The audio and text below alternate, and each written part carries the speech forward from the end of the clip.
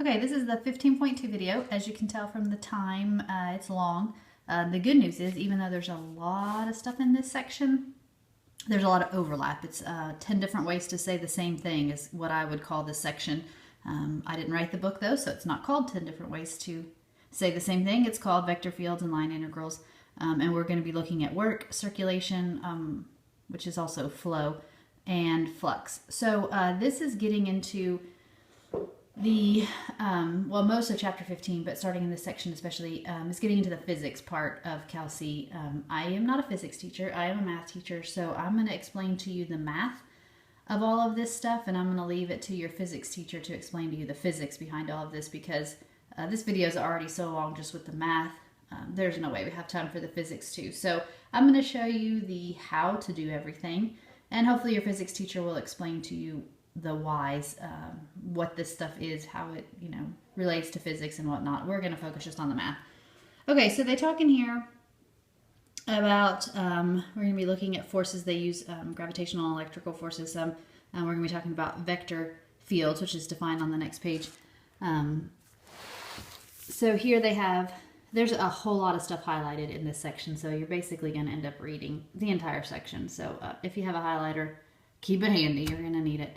A vector field here is a function that assigns a vector to every point in its domain.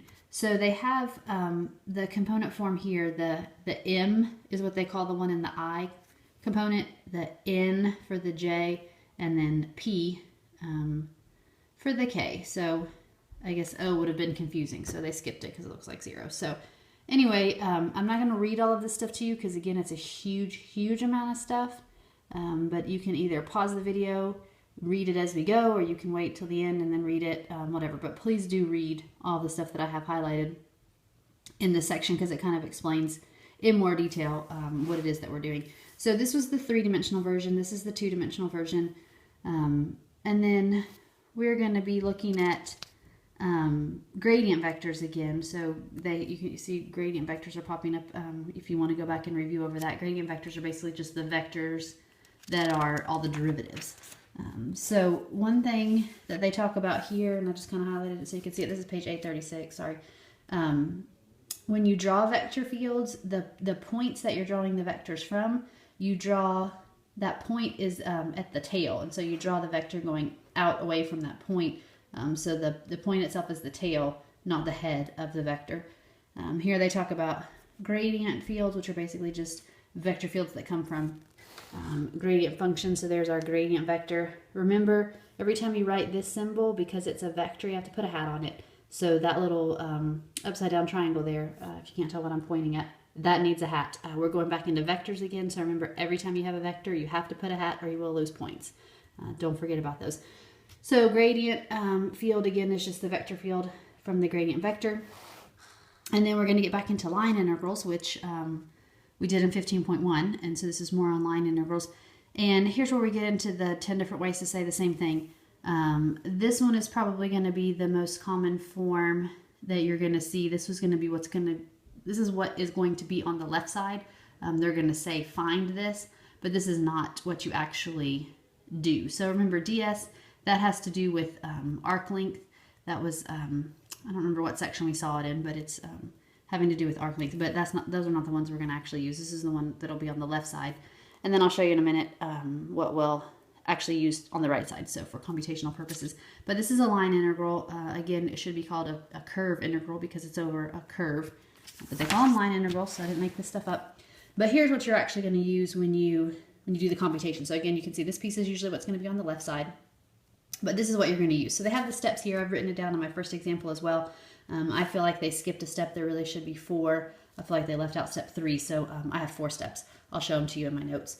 But you can read these on your own. But basically, here's what you're going to do. You're going to be given or have to find the R. I think the only time pretty much you have to find it is if it's like a circle, and then you're using cosines and sines, or if it's a line, and then you're using that stuff from 11.5. So you're going to have or find the R. Then you're going to plug that into the F, and that's going to give you this new function here. Then you're going to find the derivative of the R. Then you're going to do the dot product between those two, and then you're going to integrate. So doing the dot product is what they're missing. they didn't specifically state that you are doing the dot product. But what you have are two vectors, and so when you do the dot product between them, it's going to be a scalar. So you're integrating a scalar function of t, and when I say scalar, I don't mean number. I mean scalar as in not a vector. So it's a scalar function of t. So it's a function of t integrating from a to b. So again, at line integrals, we are doing basic Cayley integrals, which is going to be nice. Okay, and then, so those line integrals, if you look, initially had a ds. Sometimes instead of a ds, which is, again, the parameter associated with ArcLength, they could have, let me show it to you up here on page 839, they could have a dx on the end, or a dy on the end, or a dz on the end, or they could have all three, dx, dy, dz. So if that happens, it's just a different method, different way to do it. So that's what they're talking about here at the bottom of page 838. I'm going to do some examples. This stuff's really not going to make a lot of sense until we do some examples. It's a little overwhelming, so that's why I'm not doing a whole lot of explaining here. In general, I'm going to do more of my explaining specifically with examples because, like I said, this is just crazy. A lot of stuff for this section. But here they're doing it for specifically the dx. They just do that in detail, and then you can just figure out the y and the z because it's similar. And so this would be, again, the m was from the I component, n from the j component, p from the k component is where these come from. Then at the bottom of page 839, they talk about work. And work here, you have basically, again, the same thing as the integrals that we were doing before, but it's finding the, hold on, let me find it. Here it is. The force in moving an object along a curve. So that's what it is that you're finding when you're finding the work. Okay, so here's the definition. Here's one of those, just so you can see, again, 10 different ways to say the same thing. Here's one of those pieces that you have back on page 837. It's just another way to write this. So this is another way to write what we're used to seeing on the left. This is the same thing that we were just talking about. So again, a whole lot of different ways to do the same thing. Here, if you want more ways to do the same thing, 5 different formulas for work. So 5 different ways to do work. Probably the ones that you're going to use, you'll probably see this one a lot on the left, but you don't use it computationally. This one's probably going to be your most common, but notice here they just wrote it as f. They didn't write it as f of r, so you have to remember that it's f of r of t. And then this one, you'll use some. This one and this one are the same thing, just this is kind of what you would see on the left side of the equation. This is what you would see on the right side of the equation. So those are your work formulas, and they talk about it here on page 840. Then moving right along, 841, we have flow and circulation. Your book, I'm not a huge fan of your book, in case I haven't made that clear. Here they say that, well, let me show you my notes. Hold on, let me find it. Makes more sense in my notes. Okay, so for circulation, if the curve starts and ends at the same point, A is where it starts, B is where it stops, then you call it circulation instead of flow. However, there are several examples in your book where it does not start and stop at the same place, and yet they still call it circulation. So that's, I guess, loosely used here. The old book that we used to have just always called it flow. They never called it circulation. So not a big deal in the distinction between those two, obviously, especially since your book says one thing and does another. So if you wanted to just always call it flow, is fine. But flow and circulation here are kind of used interchangeably. And so again, notice this, one of the 10 different ways to say the same thing. If you flip back over to here, see it, that's the same one. This is the more familiar form of it. It's still going to be done the same way using this formula. So just another way to do the same thing. Then they have a couple definitions here, which are important for conditions in, like you can use this theorem if these conditions are met. So a simple curve does not cross over itself. So something like this would not be simple because see how it crosses back over itself, or here it crosses back over itself. So that's what it means to be simple. It does not cross back over itself. And then closed means it starts and stops at the same place. So this one is closed and this one is closed because they start and stop at the same place, and these are not. So this one is the only one that's yes to both things. Yes, it's simple, and yes, it's closed. So that they use that in the definition here for flux, which is our next thing, simple closed curve. So you have to know what that meant. So notice this one's different. This one is not one of the 10 different ways to say the same thing. The flux is a different formula. This is not the formula that you're actually going to use, though. So it's on the next page. But this is like the definition form of it. A lot of these, they give you the definition form of it, and then they show you actually the computational form of it. So that's the definition form of it. They have some information. This is, what page does that say? 843. A bunch of information here, some more here, some more here. When they're talking about flux, notice they have this new symbol. It's a circle going counterclockwise, with a little arrow on it. That's just to remind you that this is that when you go around the curve, you're going counterclockwise exactly once. So this is the formula that we're actually going to use for flux. Remember, the M is the thing in front of the I, N is the thing in front of the J. So that's all the pieces. It's overwhelming, I know. It's a lot of stuff. But again, once you start looking at these examples, you're going to see it really boils down to two different things. You're only doing two different things every single time. So you really just have to decide, hey, which of these two things am I doing? And it's very easy to decide which of the two things you're doing. I will show you how to tell as we do some examples. So don't let all that information overwhelm you. I just wanted to point it out to you so you could see where it was. I'm going to show it to you here in my notes so you can see it in a little bit different format. I should have cleaned my screen. It's so dirty. Sorry, it's shaking. My screen is dirty. Okay. All right, so vector field we talked about already. Just as a little side note, and they talked about this in your book, the T and the N, if you remember those from chapter 12, those were both vector fields. You have the gradient field, and it's just two different ways to write the gradient. Line integrals, a bunch of different ways to write the same thing. This one is going to be most commonly seen on the left side of your equations, but not what you use computationally. This is that left side one. This is the one that you're going to use for computationally. And here, this is just as a side note too. You don't use this one, but just to remember what T was in case you forgot. It's that same T that we had in chapter 12. Okay, and all of this stuff goes together. So I have these little marks to show it all goes together. So basically, it's going to boil down to one of two things always. You're either going to be doing this, or you're going to be doing some combination of this stuff. So you just have to decide which of the two. And again, it's easy to tell because these have a dx, a dy, a dz, one or two or three of those on it. And then for these, they won't. So that's how you can tell. It's really easy. So here you have, remember the M and the N and the P, that's where they come from. So you could have these all as separate pieces, just the X, just the dy, just the dz. Or you could have them where they're all together. And so here's the formulas for them. So the G, H, and K, that comes from the R. So the R, the original function used to be F. That's why they're not using F. So G is for the I, H is for the J, K is for the K. That's pretty funny that works out that way. And so that's from the R. And then the M, N, and P, that's from the F. Okay, so M, N, and P come from the F. G, H, and K come from the R. And so in these formulas, you have, put it all together here. Well, let's look at this one because it has the G's. This one doesn't have the G's. Into the M, you would plug the point. Into the N, you would plug the point. Into the P, you would plug the point. And then the M gets multiplied by G prime. N gets multiplied by H prime. P gets multiplied by K prime. So again, a huge amount of stuff in this section, but it basically boils down to, am I going to do this or am I going to do this? And that's really all you have to decide. Okay, so work. Again, a bunch of different ways to look at work. I don't think any of this stuff is stuff that's not in your book. I have flow. I have what should be the definition of circulation, but the book uses loosely. Simple and closed we already talked about. Flux. The N here, again, you don't really do it this way, but the N is a normal vector, N for normal vector, and it has to be pointing outward. Here, this is not in your book. So these three definitions here are not in your book. I was trying to just find a, like in other words kind of definition for you.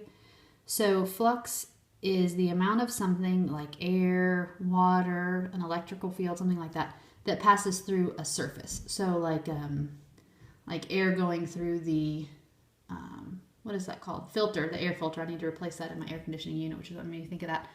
Something like that would be an example. Flow would be through water, or not water, but a fluid. I think of water, but so fluid, the fluid is flowing through some sort of region in space, and then circulation is the amount of the force that pushes around a path, so like a closed path, so like in a circle kind of is an easy way to think of circulation. Or like circulating air in a room. That's another way to think of circulation. So they talk in your book on page 843 about flux versus circulation, if you want to look at that. And then we have the formula here for flux. Okay, so all that's in your book except for these three. And I just Googled it online to find some alternative definitions. I'm sure there's more out there. I just was getting tired of writing by the time I got to this point. So let's look at some examples. Example 4, or number 4, all at once is the gradient fields. So this is not anything new. This is something that you would have done before. So the gradient, you're doing the gradient vector, which is a representation of the gradient field, and then you could graph it if you were to pick points and plot them as vectors. They didn't ask you to do that though, so that none of this is new. You just find the 3 derivatives and then you write it as a vector. So remember, the gradient is a vector, and again, all vectors must have hats or I will take off points. Very important. Okay, next group of problems. That wasn't anything new, but we had to remind ourselves how to find gradients because we're going to need them later. Okay, 7 through 12. Find the line integrals of f from the origin to 1, 1, 1 over each of the following paths and the accompanying figure. So they drew them here. Okay, so path 1 or C1, curve 1 is this straight line here. Curve 2 is this curved path here. And then C3 union C4 is from here to here and then here to here. Okay, so every problem you're doing 3 different things. It's 3 problems for the price of 1. You gotta love that. We're gonna do number 10. So I have written down the steps here. This is what I was telling you about earlier that I felt like the book left one out. This is if you're using, where did it go? This formula. If you're using this formula, these are the steps to use to do this formula. All right, so plug the r into the f to get the f of r of t. Take the derivative of r to get dr dt. Do the dot product between those 2 vectors. Remember, dot products are scalars. Dot products are scalars. Then evaluate the integral. All right, so here's my first path. This is continued on to the next page. Sorry, hold on. All right, I rewrote my function up here just so I could remind myself what it was. So my r was t and the I, t and the j, t and the k. So f of r of t, I'm plugging t in for the x's, t in for the y's, t in for the z's. So here again is my function. I rewrote it up here so we could see. So x times y plus y times z plus x times z. So I get a vector. Okay, then I'm going to take the derivative. The derivative is also a vector. Then I'm going to do the dot product between those. This is now a scalar. So this will be my new function. And then this is, again, what's most commonly on the left when you're doing line integrals. But I'm using this formula instead. This is the one I'm using. All right, so I have t is from 0 to 1. They told me that in the problem. Here's my new function. Integrate with respect to dt. Super easy calculus integrals. Here's the exciting news about this section is the integrals, once you get them set up, they're super easy to integrate. So that's good news because you've been doing some crazy integrating in chapter 14. So this is a break, a lot more thinking initially to get them set up, but super easy once you get them set up. All right, curve 2. If you want to try this one by yourself, you can. I'm going to talk you through it though. There's still part C if you want to try that one by yourself. Okay, curve 2. Here we go. Plug r of t into the f. Notice this is what goes in place of the x, y, and z. So plug it all in. Here's my f of r of t. Then I take the derivative and I do the dot product between those 2. Here you are adding powers. So you get this for your new function. And then you're integrating with respect to t from 0 to 1. And so you get 17 over 18. All right, so lastly, part C. Here they did not give me the r's, so I have to find them myself. This goes back to 11.5, the line stuff. All right, so I have 2 lines actually, so I have to do curve 3 and curve 4 separately. So for curve 3, this is the initial point, this is the terminal point. To get the vector, I do terminal minus initial. And then here is my point, here is my vector. So here's my parametric equations. I write this as, I called it r sub 1 since I'm going to have another r. So that would be my r. Again, to remind me, there's my function. I plug the r into my function, and I get this vector. Then I take the derivative. Then I do the dot product, and then I get this. I just highlighted it so I could find it because I got to put the C3 and the C4 together so that way I can find it when I get ready. All right, C4. Do you want to try that one by yourself? Pause the video. Try C4 by yourself. Okay, so terminal minus initial, here's your new vector. Here's your parametric equations here. I'm calling everything subscripts of 2. There's my r sub 2. So plug that into my f. Here's my f of r of 2. Find the derivative. Do the dot product. And there's my function for C4. So now put it together. This is for C3. This is for C4. Because they have the same bounds and they're both dt's, I can put them together. Integrate, plug in, 5/6. All right, so that's that one. Okay, let's look at the next group of problems. This is page 845. 13 to 16. Find the line integrals. Notice what's different about these. Do you see? dx, dy, dy, dx. That's how you know it's not this anymore. Not this. It's this group of stuff. Okay, so it's this group of stuff. This is why you're using now. So it's, again, very easy to tell. You're either doing this or you're doing this, and that's how you can tell. You've got dx's and dy. Okay, my husband is talking super loud. I don't know if you can hear him. He's in the next room. Very loud. He must be on the phone. He always talks very loud when he's on the phone. I don't know why. Okay, number 14. Here we go. Okay, so here I wrote you a little note. Notice this is dy. It doesn't have the ds or the dr or any of that other stuff. It's dy, so that's how you know it's a different set of things. Here's my curve. Here's my bounds. So because this is the thing for the y, this is n. This is the n. Remember, m goes with the x, n goes with the y, and then if you have it, p goes with the z. Okay, so that's the n. This is my g of t. This is my h of t, so this is the formula I'm going to use. N with this plugged in, derivative of the h, because that corresponds to the y part, and then it's going to be with respect to t. So n, the function n is x over y, but now I'm going to plug in the g and the h. So this is g, this is h. Plug it in, so this is my new function, 1 over t. Then my derivative of the h, that's the thing, and the y, is 2t.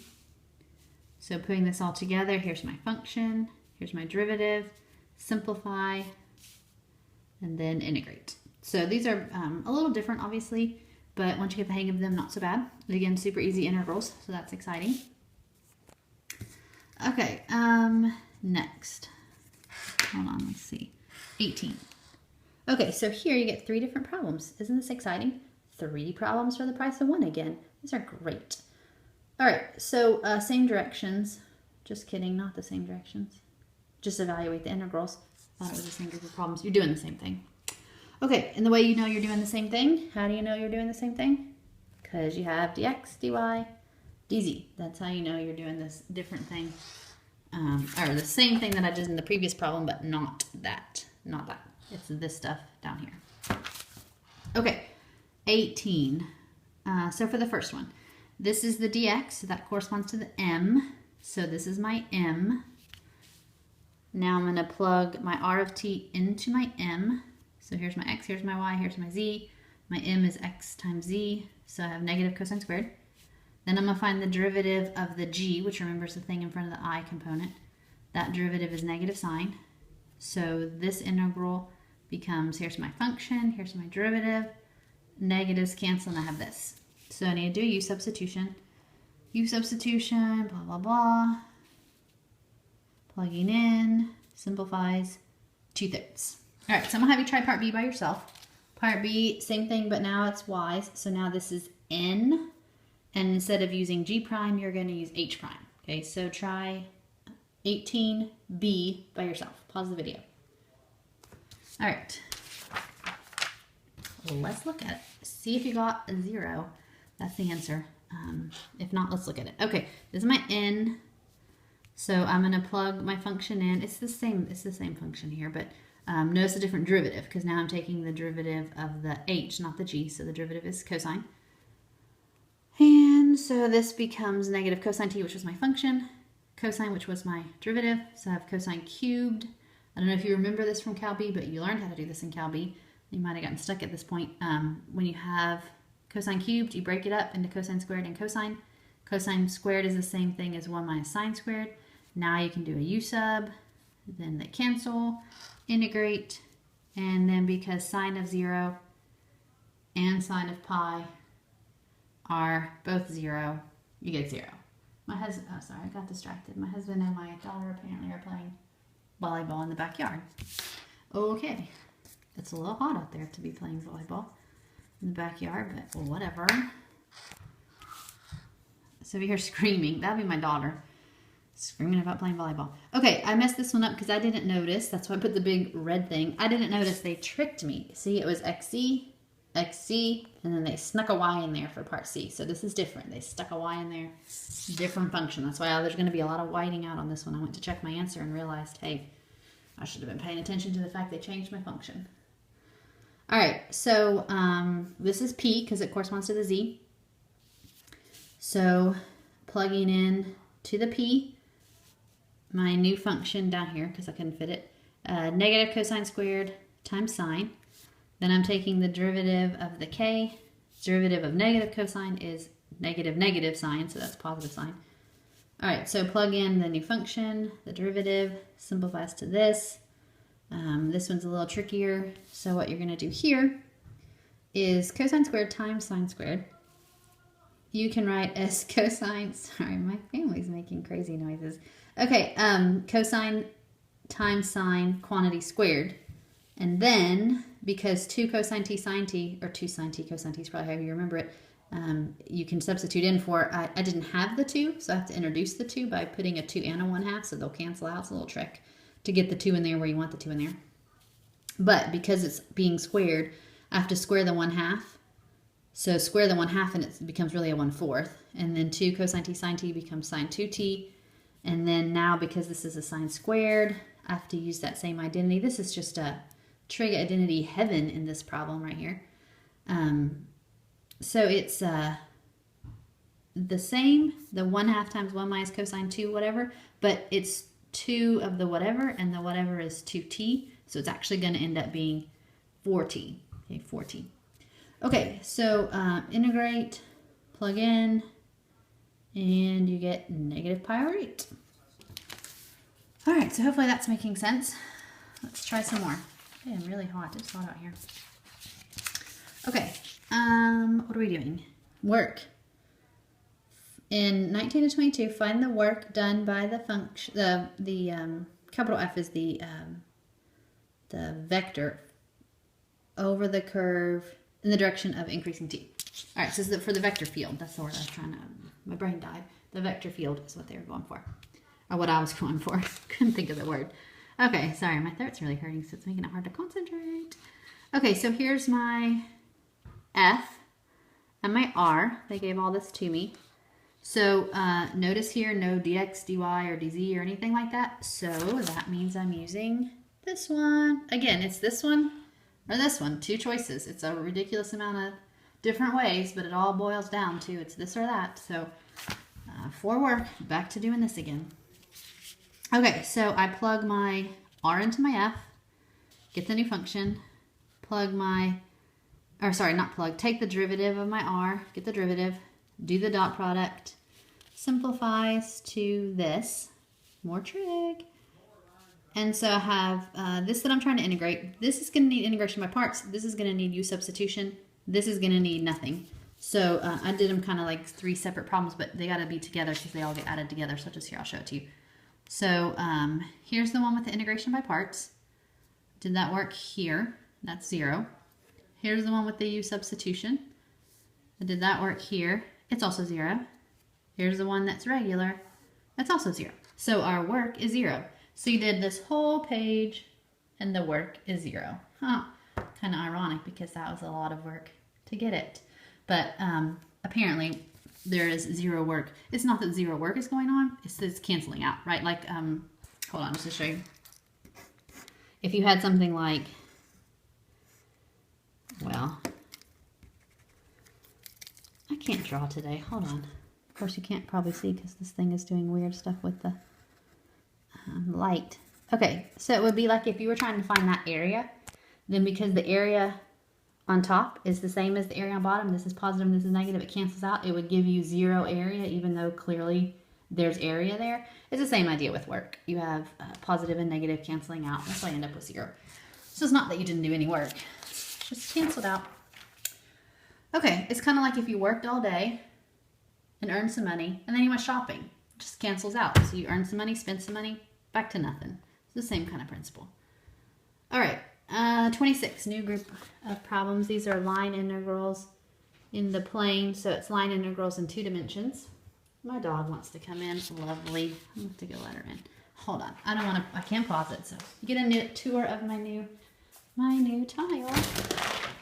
Come on, dog. Okay, sorry. Walk over here. All right. Now she's probably going to scratch the other door and want to go outside to play volleyball with my family. Not that the dog can play volleyball, but you know what I mean. Whatever. Okay, so here is my F. Notice they did not give me my R, but they told me that I'm going around, here's the picture, around the unit circle from 1, 0 to 0, 1. So if I have the unit circle, we did this in a previous section, I don't remember when, but x squared plus y squared equals 1 is the same thing as cosine squared plus sine squared equals 1. So either cosine or sine could be, one could be x, one could be y, it depends on what direction you want it to go. But if x is cosine and y is sine, then it goes counterclockwise, which is what I want it to do. And it starts at 1, 0, which is what I want it to do. So this is the R that I want. But notice because it's, there's a stupid dog. Hold on, I'm so sorry. Can't tell my dog is spoiled rotten. Go. Okay. She wants to go outside and then she doesn't go outside. Goodness. All right. Anyway, back to math.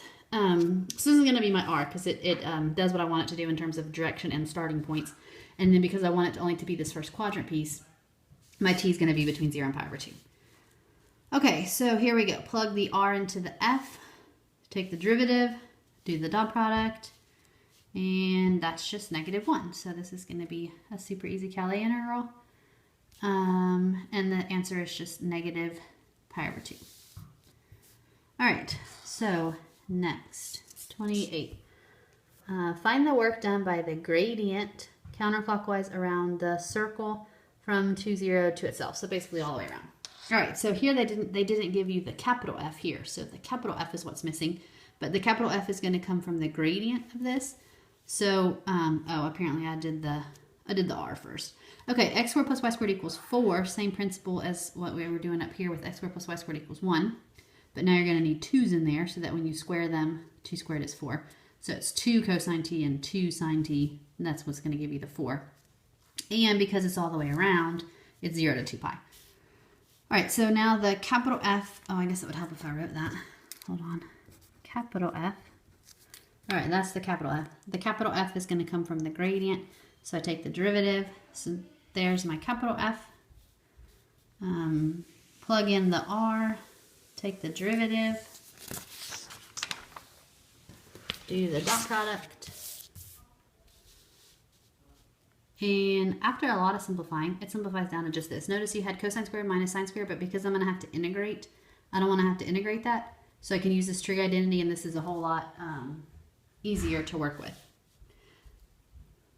All right, so work is going to be the integral of that. I need the 1/2. And again, 0 work. All that and 0 work. Does that make you feel good? 0 is a common answer in case you haven't noticed. Okay, you're going to love this one. I'll just warn you, this next one's like a billion pages long. Circulation and flux. I want to find circulation and flux, which here technically is flow because it doesn't go all the way around to stop where it started, but whatever. Okay, so 32. Here's my function, my capital F, and I have 2 R's, so I've got to do these separately. So here's the formula that I'm going to use again, the same one that we've been using. Hey, will you close that door for me, please, Aaliyah? Thank you. Okay, sorry I left it open for the dog. And she went out the other door. All right, where were we? So here's the formula that I'm going to use. All right, so because I have 2 different R's, I'm going to have 2 different pieces for everything. I'm just going to go ahead and cover this up. This is not anything new, so I'm just going to uncover it and show it to you. Here's for R1, plug in, take the derivative, do the dot product. For R2, plug in, take the derivative, do the dot product. Now I'm going to put those two together. And so here's for my circulation. It's this piece for the R1 plus, I couldn't fit it, this piece for the R2. Okay, so here's for R1, here's for R2. So again, three separate situations here. These two are going to need U substitutions. This doesn't need anything, so I did them all going down like this together. I'll just show it to you.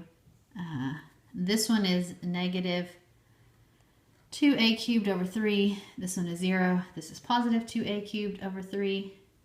And so when you add them all together, this plus this plus this, 0 circulation, which is what's going on in this room because it's super hot because there's 0 circulation of airflow.